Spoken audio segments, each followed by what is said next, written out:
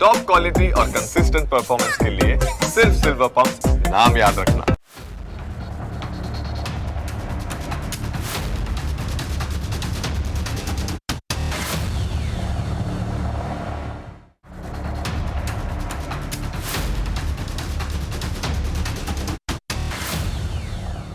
શું તમને ખબર છે કે છેલ્લા 10,000 વર્ષથી આપણા દેશના ખેડૂતો ડાંગરની જાત બદલવા માટે એક જ જૂની અને ધીમી રીત વાપરતા આવ્યા છે?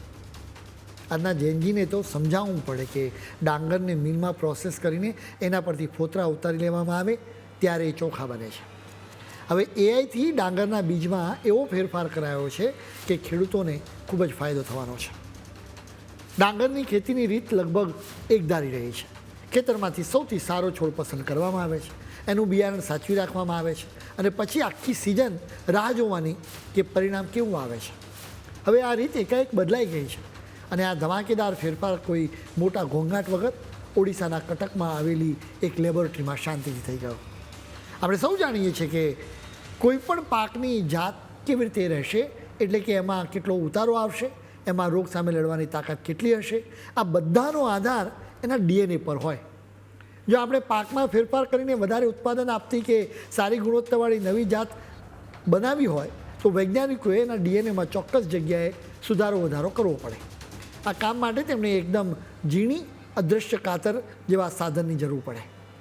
આજ સુધી આપણે આવી જેટલી પણ કાતર વાપરી એ બધી જ કુદરતમાં રહેલા બેક્ટેરિયામાંથી શોધેલી હતી, પરંતુ આ વખતે ઇતિહાસમાં પહેલીવાર કંઈક અલગ જ ચમત્કાર થયો.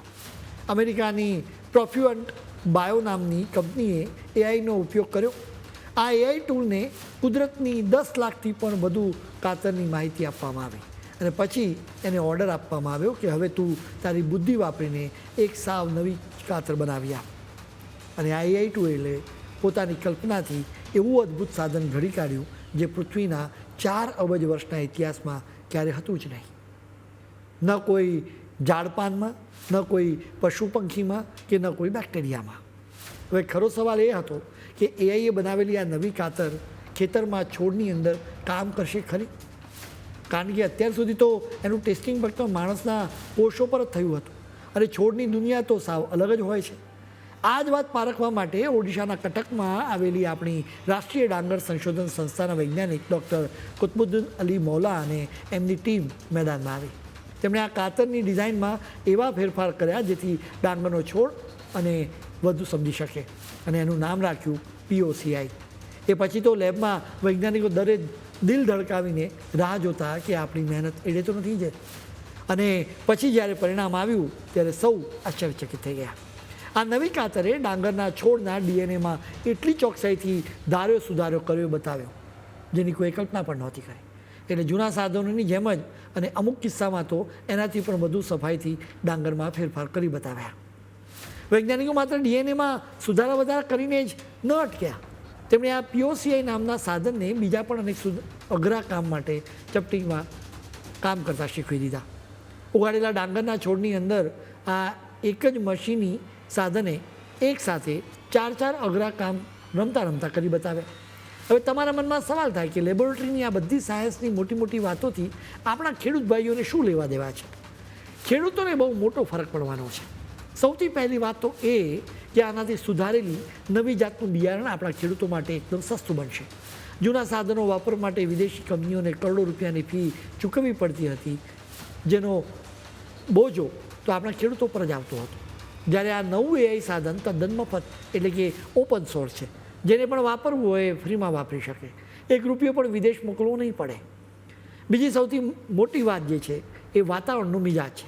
આજે ગરમી, પૂર કે દુષ્કાળ ગમે ત્યારે આવી પડે છે. જો પાક પૂર કે કાળઝાળ ગરમી સામે ટકી જ ન શકે તો ગમે એવું મોંઘું બિયારણ વાવો તો શું કામ? ડીએનએમાં ફેરફારથી હવામાનની અસરો પણ ઓછી થઈ જાય છે. કટકની ટીમે આ નવા સાધનની મદદથી એવા ડાંગરના છોડ તૈયાર કરવાનું શરૂ પણ કરી દીધું છે જે રોગ જીવાત સામે લડી શકે અને જેને ખાતર પણ 30% ઓછું જોઈએ. જ્યારે વિચાર તો કરો, ખાતરનો ખર્ચ ઘટી જાય, રોગ સામે પાક રક્ષણ મેળવે અને ખરાબ હવામાનમાં પણ છોડ ખેતરમાં અડીખમ ઊભો હોય, આનાથી મોટો ફાયદો ખેડૂતો માટે બીજો શું હોઈ શકે? જોકે વૈજ્ઞાનિકો પોતે પણ બહુ સ્પષ્ટ કરી રહ્યા છે. તેઓ કહે છે કે આ કોઈ રાતોરાત બધું બદલી નાખતી જાદુઈ છડી નથી. હજુ તો આ એક નવી અને સુંદર શરૂઆત છે. આ સાધને જૂના સાધનો જેટલું જ સરસ કામ કર્યું છે.